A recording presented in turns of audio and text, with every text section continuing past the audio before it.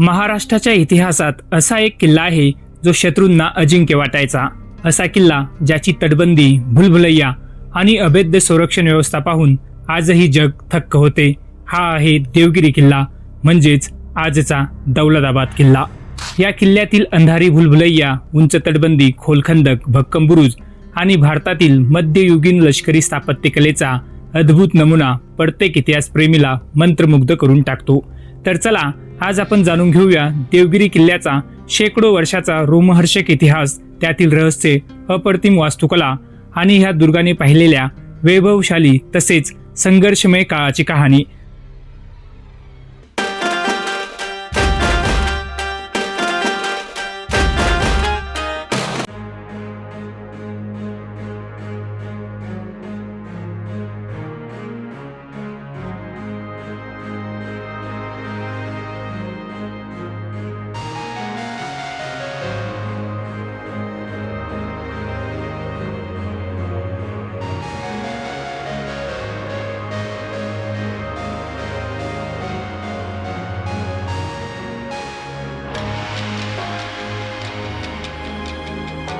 देवगिरी किल्ला पूर्वी सुरगिरी या नावाने देखील ओळखला जात असे। राजा भिल्लम यादवाने बांधलेल्या या राजदुर्गाची प्रतिष्ठा आणि ऐश्वर्य इंद्रनगरीशी स्पर्धा करीत होते, असे ही देवगिरीचे वर्णन आढळते। या देवगिरीची देवगड व धारगिरी अशी ही नावे आढळतात। पुढे मोगलांचे यावर आक्रमण झाल्यावर याचे नाव दौलताबादचा किल्ला म्हणून प्रसिद्ध झाले। देवगिरी किल्ल्याचे संरक्षण अत्यंत नियोजनबद्ध पद्धतीने करण्यात आले होते। या किल्ल्याभोवती अंबरकोट, महाकोट, कालाकोट आणि बालेकिल्ला अशा 4 तटबंद्या उभारण्यात आल्या होत्या। अंबरकोटाची उभारणी निजामशाहीतील मलिक अंबर यांनी केली।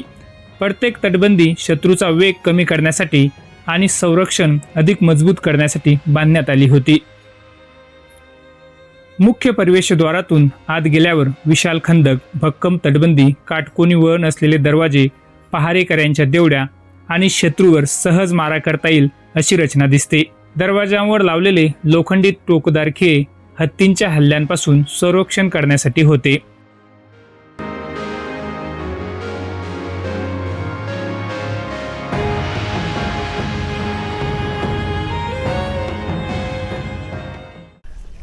आपण आता जात आहोत ते देवगिरी किल्ल्याकडे। वरती किल्ल्याचा बालेकिल्ला आहे आणि पाठीमागे तुम्ही बघू शकता मिनार आहेत माझ्या पाठीमागे, आणि ह्याच ठिकाणी इकडे बाजूला भारत मातेचं मंदिर आहे, ते आपण बघणार आहोत। संपूर्ण जे अवशेष आहे किल्ल्याचे ते आजच्या व्हिडिओमध्ये आपण कव्हर करणार आहोत। आपण आता जे माझ्या पाठीमागे दिसतंय तुम्हाला, हे या देवगिरी किल्ल्यावरचं प्रसिद्ध असं मिनार आहे। आणि आता आपण जात आहोत हत्ती तलाव आणि भारत माता मंदिर पाहण्यासाठी। आपण जे मुख्य रस्त्याने ह्या बाजूनं पाठीमागून आलेलो आहोत, तिथून समोर जातानाच आपल्याला रस्त्यावर असे हे फलक दिसत आहेत, आणि ह्या बाजूला आपण आता जाऊया। प्रशस्त असं भारत मातेचं मंदिर आहे ते पाहण्यासाठी।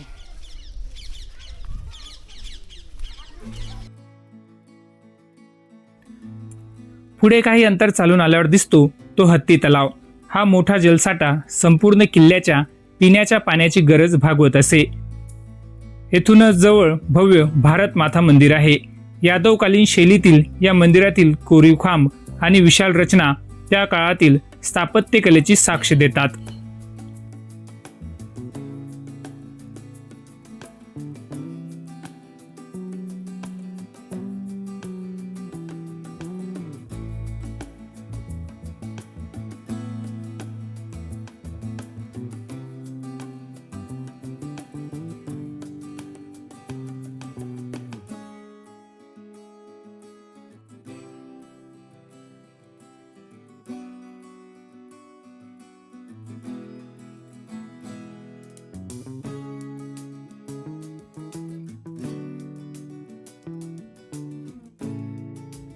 मंदिरासमोर उभा असलेला चांदमिनार या किल्ल्यातील सर्वात आकर्षक मनोरा आहे। सुमारे 100 मीटर उंच असलेल्या या मनोऱ्याची उभारणी बहामनी काळात करण्यात आली। त्याची इराणी शैलीतील रचना आजही पर्यटकांना भुरळ घालते। आपण आता ज्या ठिकाणी उभा आहोत ह्या ठिकाणी तुम्ही बघू शकता असंख्य अशा तोफांचा संग्रह या ठिकाणी केलेला आहे।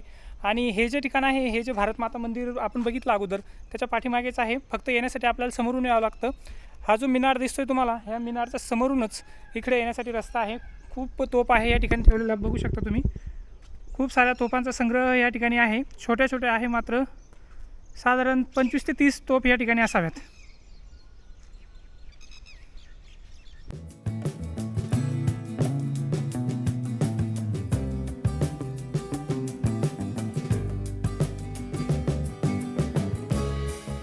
पुढे आल्यानंतर कालाकोट भागातून किल्ल्याच्या मुख्य चढाईला सुरुवात होते. येथे चिनी महाल, निजामशाही राजवाडा, प्राचीन लेणी, विशाल मेंढातोप तसेच किल्ल्याभोवतीचा खोल खंदक पाहायला मिळतो.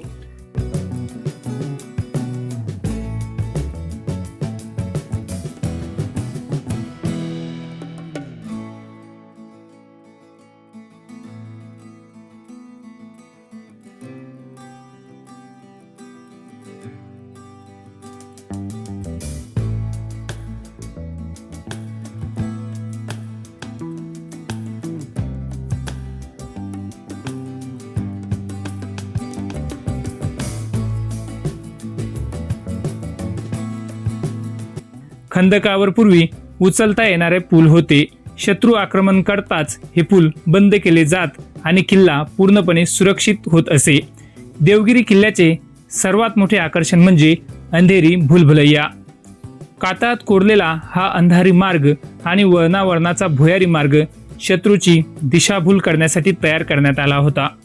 या मार्गात खोटे रस्ते, खोल खड्डे, वरून दगड टाकण्यासाठी खिडक्या आणि गरम तेल व धूर सोडण्याची व्यवस्था होती. त्यामुळे शत्रू या मार्गात अडकून पडत असे आणि किल्ल्यातील सैनिक त्यांचा सहज पराभव करत.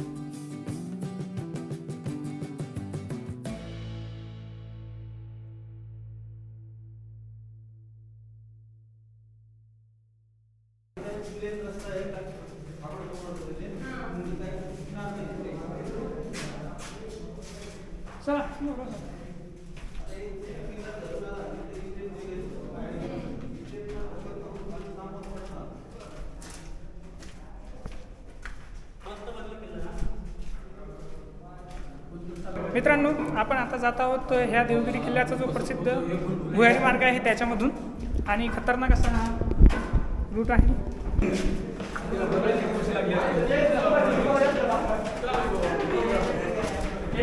वरती जायचं रस्ता आहे, एकीकडे वरती निघतो असा.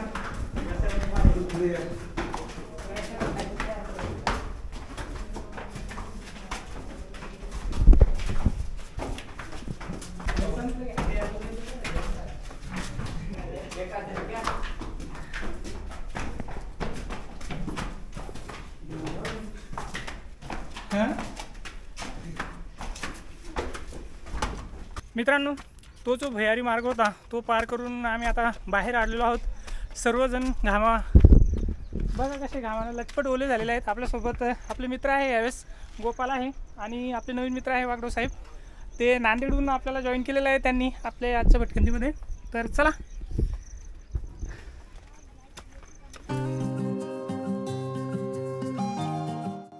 भुलभुलैया मार्ग चढून आल्यानंतर एक सुंदर गणेश मंदिर या ठिकाणी पाहायला मिळते.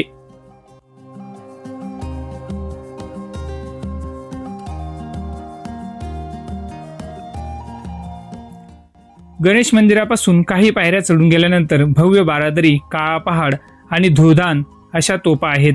तसेच बालेकिल्ल्यावरून दिसणारा परिसर मन मोहून टाकतो. येथून संपूर्ण देवगिरीचा विस्तार, तटबंदी आणि आसपासचा प्रदेश स्पष्ट दिसतो.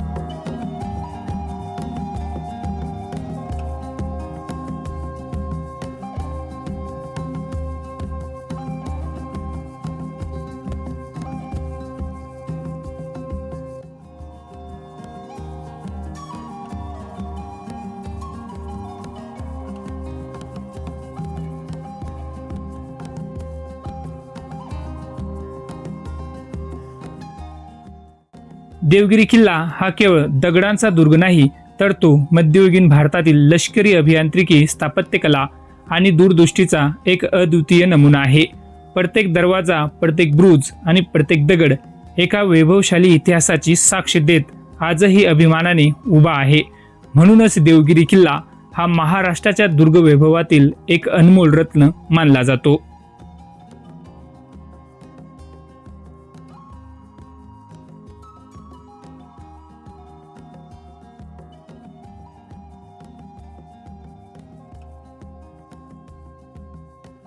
मित्रांनो, माझ्या पाठीमागे या किल्ल्यावरची शेवटची तोफ आहे, ती आहे आपण ती बघणार आहोत. आणि हा जो देवगिरी किल्ल्याचा व्हिडिओ आहे तो याच ठिकाणी संपवणार आहोत. तुम्हाला हा व्हिडिओ कसा वाटला ते नक्की कमेंट करून सांगा.